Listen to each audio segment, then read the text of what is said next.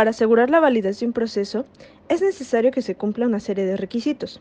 Así, tanto demandante como demandado tienen la garantía de que obtendrán una sentencia lo más justa posible.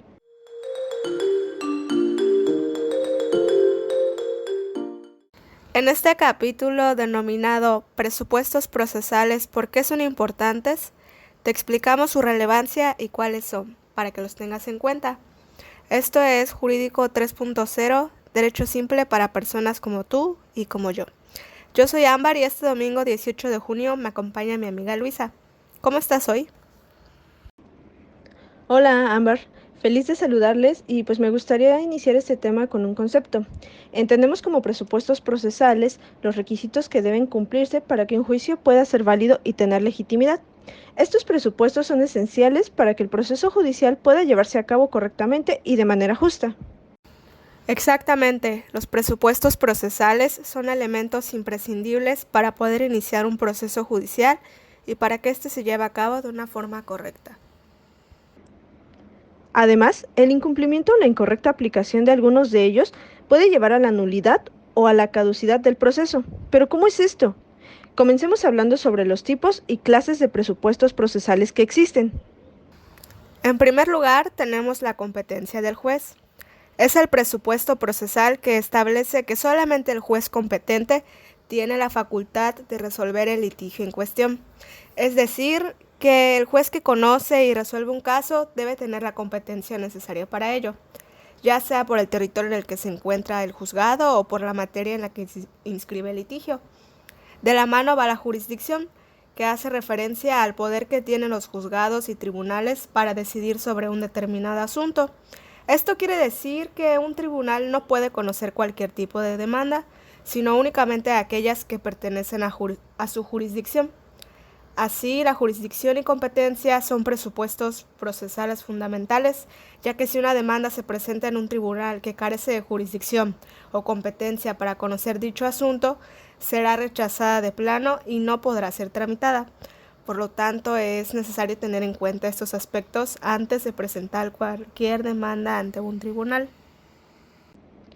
Imaginemos que un señor que vive en Chetumal le hereda sus bienes a sus hijos, quienes radican en Chihuahua. ¿Quién sería el juez encargado de revisar esa herencia?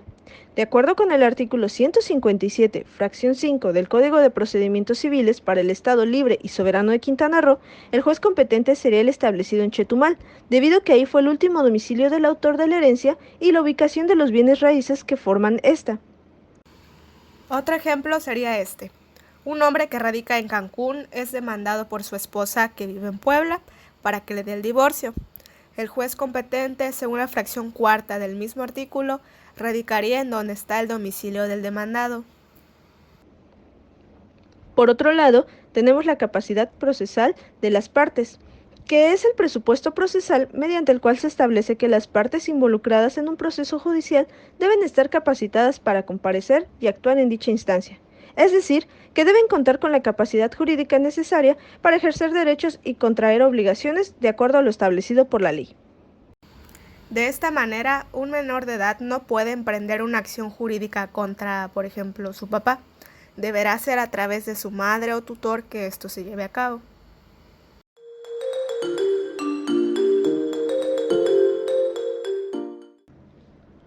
Ok, Ámbar. Ya vimos tres aspectos esenciales para la validez de un proceso: la competencia de un juez, la jurisdicción y la capacidad procesal de las partes. Ahora vamos a hablar de la representación o personería, que es el presupuesto procesal que exige que las partes en un proceso judicial estén debidamente representadas por una persona capacitada para ello. Esta representación puede ser ejercida por un abogado en su condición de profesional del derecho o por una persona que cuente con un poder o mandato suficiente para actuar en representación de las partes.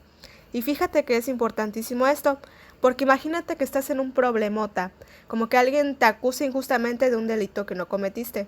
¿A quién recurres para que te defienda? Claro, tan importante es el derecho a tener un defensor profesional que se encuentra establecido en el artículo 20, inciso B, fracción 8 de la Constitución Política de los Estados Unidos Mexicanos, mientras que el Código de Procedimientos Civiles de Quintana Roo invalida las actuaciones cuando una de las partes carece de defensa.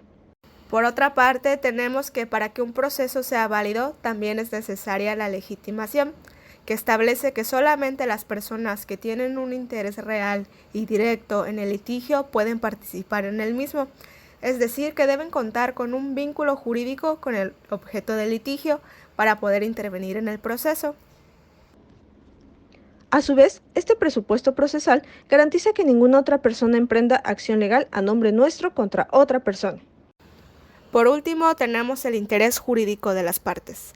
Es el presupuesto procesal que establece que las partes involucradas en un proceso judicial deben tener un interés jurídico en el objeto del litigio, es decir, que deben buscar proteger o recuperar un derecho o interés legítimo que se vea afectado por la situación que se ventila en el proceso. Sin este interés jurídico, no tiene sentido participar en el proceso. Por ejemplo, Antonia está en desacuerdo porque a su mejor amiga, Mirella, no le tocó nada de la herencia de su abuelo, por lo que molesta, Antonia amenaza con demandar a Raúl, hermano de Mirella, quien heredó todo.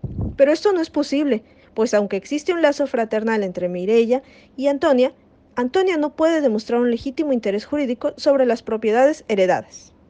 En conclusión, los presupuestos procesales son elementos imprescindibles para el correcto desarrollo de un proceso judicial. Todos ellos deben cumplirse para garantizar la legalidad y validez del proceso. Agradecemos tu atención. Yo soy Luisa López, me acompañó mi amiga Ámbar Loria y esto fue Jurídico 3.0, Derecho simple para personas como tú y como yo. Nos escuchamos en la próxima emisión. Gracias.